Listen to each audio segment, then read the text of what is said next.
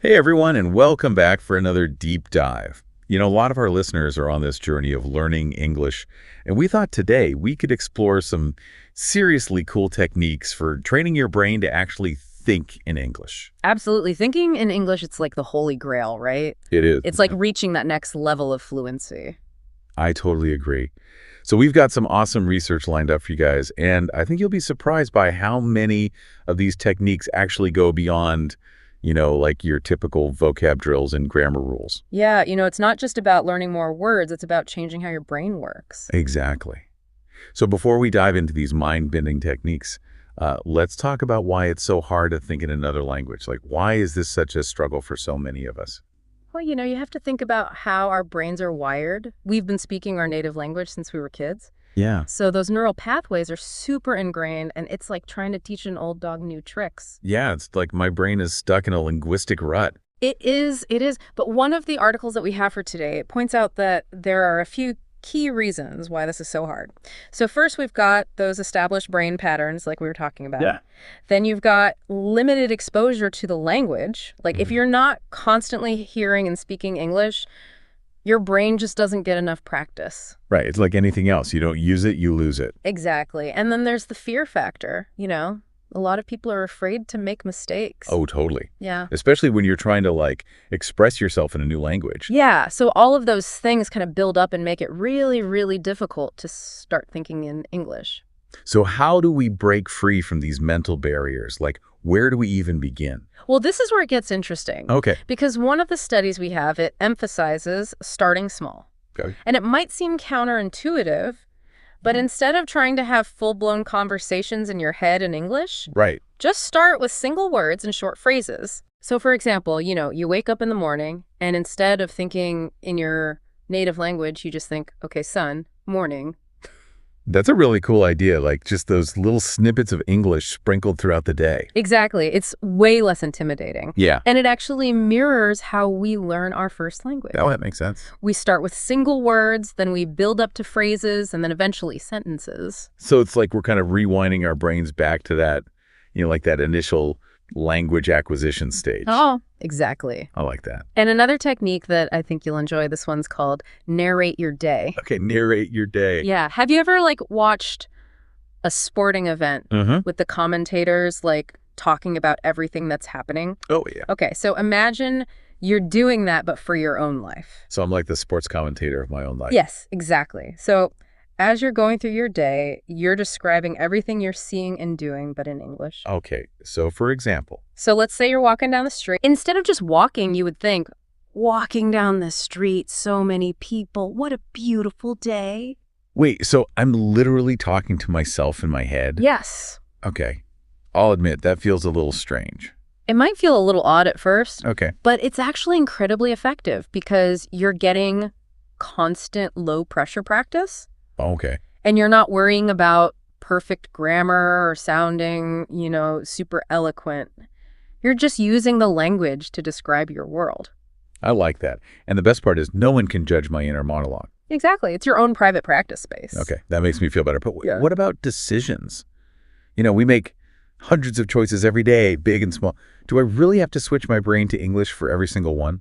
It doesn't have to be every single one. Okay. But think about it this way. Every time you make a decision in English, you're reinforcing that habit of thinking in the language. Okay. So for example, let's say you're at the grocery store and you're trying to decide if you need apples. Right. Instead of thinking, do I need apples? Think apples.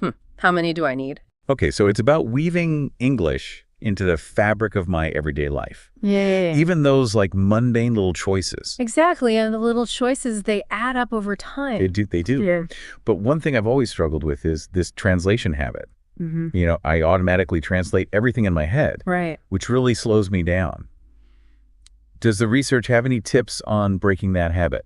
It does. One of the key takeaways is to connect English words directly to images or experiences instead of going through your native language. Okay, can you give me an example? Sure. So let's say you see a red apple. Okay. Instead of thinking of the word for apple in your native language and then translating it to English, try to focus on the image of the apple and connect that directly to the English word apple. So it's like I'm creating a mental shortcut. Yes, exactly. Instead of taking the scenic route through translation land, I'm going straight to the destination. Exactly. And the more you practice this, the faster and more fluent your thinking will become. I like that. This is blowing my mind. Okay, so we've got starting small, narrating our day, making decisions in English, breaking the translation habit. What other brain-boosting techniques do we have in store? This one might sound a little unorthodox. Okay. Talking to yourself in English. As in like having a full-blown conversation with myself out loud. You can do it out loud if you want. Really? Or you can just do it silently in your head. Okay. It's like having a private rehearsal space for your English skills. So it's like talking to an imaginary English-speaking friend in my head. Exactly. And you can talk about your day, ask yourself questions, practice different scenarios, even have little debates in your head, all in English, of course. The idea of me debating with myself in English is kind of hilarious, but you're saying there's actually some science behind this. There's a study that shows that when you verbalize your thoughts, you're actually engaging more areas of your brain. Oh, wow. Including the areas that are responsible for language processing and speech production. So it's like taking my inner monologue to the gym and giving it a good workout. Exactly. Okay, I can get behind that. What else can we do to pump up those linguistic muscles? Have you ever heard of shadowing? Shadowing. Yeah. Tell me more. It's where you listen to a podcast or watch a movie and you repeat everything the speaker says. Oh, so like I'm mimicking their pronunciation and their intonation. Exactly. It's like having a personal language coach right there in your ear. Oh, I like that. So I'm basically borrowing someone else's fluency until mine catches up. You could say that. Okay, I'm into it. It's a fantastic way to train your ear and your vocal muscles to produce more authentic sounding English. I could see how that would be super helpful. And, you can use different materials for this. You can use podcasts, you can use movies, TV shows, audiobooks. Oh, wow. The options are endless. They are. So we've got this incredible toolkit of techniques to help us think in English. But where do we start? Like, how do we actually put all of this into practice? One of the experts we read suggests a 5-minute challenge. Okay, 5 minutes. That sounds doable. It is. Even for someone with a busy schedule like mine. Exactly. So for the next week, try to commit to just 5 minutes each day of dedicated English thinking time. Okay. It could be first thing in the morning during your lunch break, or even while you're washing the dishes. Okay. The key is to be consistent and to apply the techniques we've talked about, even if it's just for a few minutes each day. 5 minutes a day to unlock a whole new level of fluency. It sounds almost too good to be true. It's not. It's all about consistency and small steps. But what exactly should I be doing during those 5 minutes? Well, that's the beauty of it. You can choose the strategies that resonate most with you. Okay. So it might be narrating your morning routine, having a mini debate with yourself, shadowing a favorite podcast, or even just visualizing words and their meanings. It's all about experimenting, finding what works, and making it a habit. I love that this is such an empowering way to approach language learning instead of feeling overwhelmed. I feel like I have a clear path forward, like a roadmap to fluency. That's exactly what we want you to feel. This has been so insightful so far. I'm excited to hear what other gems we uncover in the next part of this deep dive. Me too. There's a lot more to come. Stay tuned, everyone. One of the things that really struck me as we were prepping for this deep dive was how much emphasis these experts place on consistency.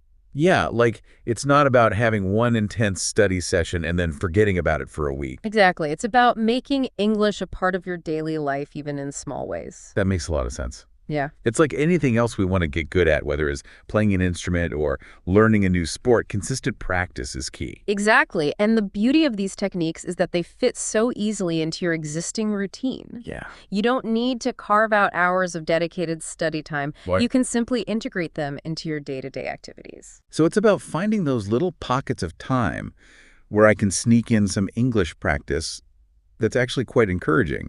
It feels much more manageable than trying to overhaul my entire schedule. Absolutely. And you might be surprised at how quickly those little moments add up. Yeah. Think about how much time you spend commuting, waiting in line, or even just doing chores around the house. Right. Those are all opportunities to immerse yourself in English. You're totally right. I never thought about it that way. Suddenly I'm seeing English practice potential everywhere. I know, right?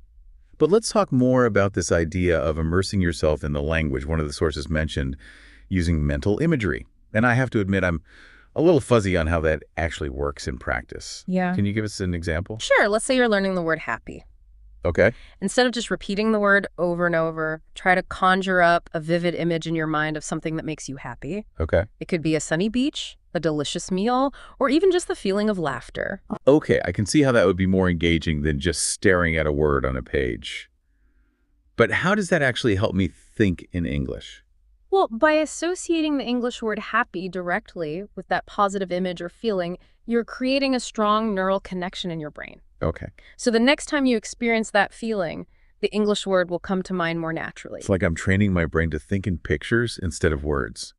That's fascinating. Do you No. have any other examples of how we can use mental imagery to boost our English thinking skills? Sure, think about learning verbs. Let's say you're learning the verb to run. Okay. Don't just memorize the definition. Instead, picture yourself running. Feel the wind in your hair, the ground beneath your feet. Wow, I can already feel my brain making those connections. This is such a powerful technique. It is. But let's go back to the idea of talking to yourself in English. I'm still a little hesitant about that one. I mean, one, I sound crazy muttering to myself all the time. I understand your hesitation, but honestly, it's one of the most effective ways to develop fluency. And you don't have to do it out loud if you're not comfortable. You can have these conversations silently in your head. So it's like having an imaginary English-speaking friend in my head. Exactly. You can chat about your day, practice different scenarios, even argue with yourself about different topics. Okay. It's a safe space to experiment with the language without fear of judgment. Okay. That makes me feel a lot better. It's like having a personal language tutor who's always available for a quick chat. But what if I get stuck? I mean, what if I don't know the right words to express myself? That's where a good dictionary or language learning app comes in handy. Don't be afraid to look up words or phrases as you go. The more you expose yourself to new vocabulary, the more it will become ingrained in your memory. That's reassuring. It takes the pressure off feeling like I need to know everything perfectly from the start. Exactly. Language learning is a journey, not a destination. It's all about embracing the process, making mistakes, and learning from them. That's such a great reminder.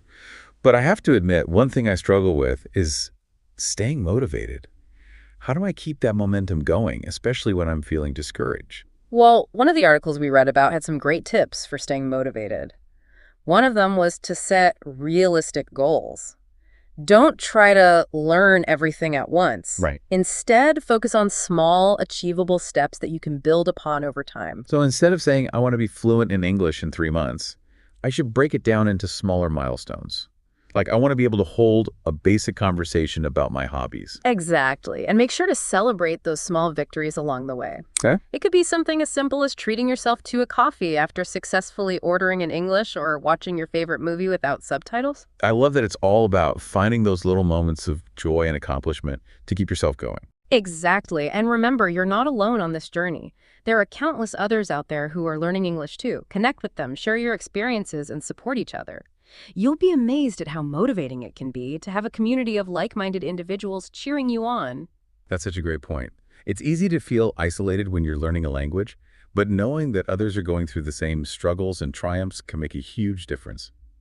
Speaking of triumphs, let's talk more about the 5-minute challenge. I'm really intrigued by this idea of dedicating just 5 minutes each day to focused English. Thinking, what are some practical ways we can make the most of those 5 minutes? Well, one of the most effective strategies is to combine multiple techniques. Let's say you choose to narrate your morning routine as you're brushing your teeth, showering, and getting dressed. Describe each action in English, use mental imagery to visualize the words, and don't be afraid to talk to yourself as you go. Okay, I can see how that would create a really immersive experience. But what about the other techniques we discussed, like shadowing and breaking the translation habit? How can we incorporate those into the 5-minute challenge? Well, you could dedicate a few minutes to shadowing a short audio clip or video. Choose something you enjoy listening to, like a song, a podcast, or even a scene from your favorite movie. And what about breaking the translation habit? How can we practice that in just 5 minutes? One of the most effective techniques is to create flashcards with images and their corresponding English words. Spend a few minutes each day reviewing these flashcards, focusing on associating the image directly with the English word without translating.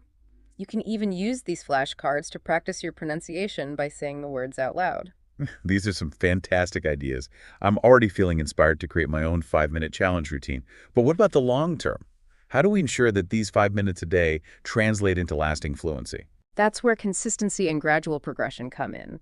Once you're comfortable with the 5-minute challenge, try gradually increasing the duration, maybe bump it up to 10 minutes, then 15, and so on as you progress. You can also start incorporating more challenging activities like reading English books and articles or having conversations with native It's speakers. like building a muscle. You'd start with light weights and gradually increase the resistance as you get stronger. I love that analogy. But speaking of long-term goals, one of the things that always intimidated me about learning English was the sheer vastness of the language. I mean, there are so many words, idioms, and grammatical nuances. It can feel overwhelming. How do we avoid getting lost in the linguistic jungle? Well, one of the experts we read emphasized the importance of focusing on your specific needs and interests. You don't need to learn every single word in the dictionary. Instead, prioritize the vocabulary and grammar that are relevant to your daily life, your work, or your hobbies. That makes a lot of sense if I'm passionate about cooking, for example. Yeah. I should focus on learning the vocabulary related to food recipes and cooking techniques. Exactly. And as you expand your vocabulary in your areas of interest, you'll find that it becomes easier to learn new words and concepts in other areas as well. It's like creating a strong foundation that you can build upon over time. This is so encouraging. It feels like we're breaking down this massive language learning mountain into manageable steps. Exactly. And remember, language learning is a journey, not a race. Embrace the process, enjoy the ride, and celebrate every milestone along the way. You'll be amazed at how far you can go with consistent effort and a positive attitude. This has been such an eye-opening conversation. I'm feeling so much more confident and motivated to continue on my English learning journey, and I know our listeners are feeling the same way. But before we wrap up this part of the episode, I want to hear your thoughts on a topic that we haven't touched on yet. Accents. I know a lot of language learners, myself included, worry about having a strong accent. What advice do you have for embracing our accents while still striving for clear communication? That's a fantastic question, and it's something that many language learners struggle with. One of the articles we read had a really interesting perspective on this. It suggested that instead of viewing accents as a barrier to communication, we should embrace them as part of our unique identity. I love that it's like saying our accents are part of our personal story, our cultural heritage. Exactly. And, there's a growing body of research that suggests having an accent can actually make you more memorable and engaging as a speaker. Really? That's surprising. Yeah. I always thought having a strong accent would make it harder for people to understand me. Well, of course, clarity is important, but a slight accent can actually add a certain charm and personality to your speech. That's a really empowering way to look at it. So it's not about erasing our accents completely, but rather finding a balance between clear pronunciation and embracing our unique way of speaking. Exactly. And, one of the best ways to improve your pronunciation and reduce your accent if you choose to is through exposure to authentic English speech. Listen to podcasts, watch movies, and try to imitate the way native speakers pronounce words and phrases. That makes sense. It's like training your ear to hear the subtle nuances of the language. But what about those tricky sounds that just don't exist in our native language? How do we tackle those pronunciation hurdles? Well, one of the experts we read suggested breaking down the sounds into their individual components. For example, if you're struggling with the set sound practice, placing your tongue between your teeth and blowing air out, it might feel awkward at first, but with practice, it will become more natural. So it's all about practicing those mouth gymnastics and training our tongue to move in new ways. That's actually quite fun. It's like a workout for our facial muscles. Exactly. And, another helpful tip is to record yourself speaking and then listen back to it. This will help you identify any areas where your pronunciation needs improvement. You can then focus on practicing those specific sounds or words. That's a great idea. It's like having a personal pronunciation coach in your pocket. But let's get back to this idea of embracing our accents. I think it's so important for language learners to hear that message. It's about celebrating our diversity and recognizing that there's no one right way to speak English. Absolutely. And, one of the things that I find so inspiring about language learning is that it opens up a whole new world of perspectives and experiences when we embrace our accents. We're not just communicating in a different language. We're sharing a part of ourselves with the world. That's such a beautiful way to put it. It's about recognizing that our accents are a reflection of our journey, our experiences, and the people we've met along the way. Exactly. And, when we approach language learning with that kind of openness and curiosity, it becomes so much more than just memorizing vocabulary and grammar rules. It becomes a journey of self-discovery and connection. This has been such an inspiring conversation. I'm feeling so much more confident and excited to continue on my English learning journey, and I know our listeners are feeling the same way. But before we move on to the final part of this deep dive, I want to leave our listeners with a thought-provoking question to ponder. How has your accent or your perception of accents shaped your experiences with language learning? We'd love to hear your thoughts. Stay tuned for the final part of our episode, where we'll delve into even more fascinating insights and actionable strategies for thinking in English. Welcome back, everyone, to the final part of our deep dive into thinking in English. We've already uncovered so many amazing techniques, but I know there's still more to explore. So what else do we have? Well, one thing that really stood out to me was this idea that thinking in English isn't just about the language itself, it's also about embracing the culture and mindset associated with English-speaking countries. Okay, I'm intrigued. Tell me more. What do you mean by culture and mindset? Well, think about it. Different cultures have different ways of expressing themselves, Yeah. different values, different humor. Hmm. So when you're learning English, you're not just learning words and grammar, Right. you're also learning how to navigate those cultural nuances. So it's not just about what you say, but also how you say it and the context surrounding it. Exactly. And that's where things get really interesting. By immersing yourself in English-speaking culture, whether it's through movies, music books, or even just conversations with native speakers, you'll start to develop a deeper understanding of those unspoken rules and conventions. It's like learning the secret handshake of a new culture. Exactly. I like that analogy. And as you become more familiar with the culture, you'll find that your thinking in English becomes more natural, more authentic, and more aligned with the way native speakers think. This is fascinating. So it's not just about mastering the language, it's about understanding the people who speak it. But how do we actually go about immersing ourselves in English-speaking culture, especially if we don't live in an English-speaking country? Well, one of the great things about our modern world is that we have access to so much English language content right at our fingertips. Think about streaming services, YouTube podcasts, online forums, even social media. Right. These are all fantastic resources for immersing yourself in English-speaking culture. So it's about being intentional about the content we consume and seeking out experiences that expose us to different aspects of English-speaking culture. Exactly. And, another great way to immerse yourself is to connect with native English speakers, either online or in person. There are countless language exchange programs and online communities where you can practice your English and learn about different cultures. That's such a great idea. It's like having a personal tour guide to the English-speaking world. Yeah. But let's go back to the 5-minute challenge for a moment. We've talked about all these amazing techniques, but I'm curious to hear your thoughts on how we can best integrate cultural immersion into those 5 minutes of daily practice. That's a great question. And, it doesn't have to be complicated. Let's say you're using those 5 minutes to practice the narrate your day technique. Instead of just describing what you're doing, try to imagine yourself doing those same activities in an English-speaking country. Okay, so for example, instead of saying, I'm walking to the bus stop, I could say I'm strolling down the street admiring the charming architecture. Exactly.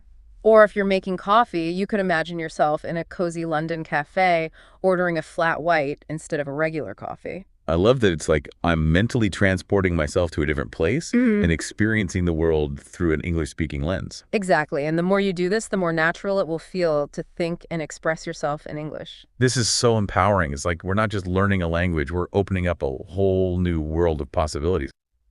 But I have to ask, what about those times when we hit a wall? Those moments when we feel frustrated, stuck, or like we're just not making progress? What advice do these experts have for navigating those challenging phases of language learning? Well, one thing that came up repeatedly was the importance of self-compassion. It's okay to have bad days. Yeah. Feel discouraged or to make mistakes. It's all part of the process. So it's about giving ourselves permission to be human, to stumble and learn from those stumbles. Exactly. And, another important tip is to remember why are you learning English in the first place? What are your goals? What do you hope to achieve? That's such a powerful reminder. When I focus on the reasons why I started this journey, it helps me stay motivated and push through those challenging moments. Exactly. And, another helpful strategy is to break down your goals into smaller, more manageable steps. Instead of feeling overwhelmed by the enormity of learning a language, focus on one small goal at a time. So instead of saying, I want to be fluent in English, Yeah. I could say this week, I want to learn 10 new words related to my hobbies, or I want to be able to introduce myself and have a basic conversation with a native speaker. Exactly. And each time you achieve one of those small goals, celebrate your success. It will help you stay motivated and build momentum. I love that. It's all about finding those little wins along the way to keep ourselves going. Exactly. And, another important thing to remember is that you're not alone on this journey. There are countless other people out there who are learning English, and many of them are facing the same challenges and frustrations that you are. That's so true. It's easy to feel isolated when you're struggling. but knowing that others are going through the same thing can be incredibly comforting and motivating. Absolutely. And, one of the best things you can do is to connect with other English language learners, either online or in person, share your experiences, support each other, and celebrate each other's successes. That's such a great point. It's like having a cheering squad for your language learning journey. Exactly. And, the more you connect with others, the more you'll realize that learning English is not just about mastering a language. It's about building relationships, expanding your horizons, and embracing a world of possibilities. This has been such an incredible deep dive. We've explored so many fascinating insights and practical techniques, from starting small to embracing our accents, immersing ourselves in culture, to cultivating self-compassion. I'm walking away from this conversation feeling inspired, motivated, and ready to take my English thinking to the next level. And I know our listeners are feeling the same way. Absolutely. And, as we wrap up this deep dive, I want to leave you with one final thought. The journey to fluency is not always easy, but it's incredibly rewarding. So embrace the challenges, celebrate the victories, and never stop exploring the wonderful world of English. Beautifully said. And to our amazing listeners, we'd love to hear from you what resonated with you most in this deep dive. What techniques are you excited to try? Share your thoughts. And until next time, happy thinking in English.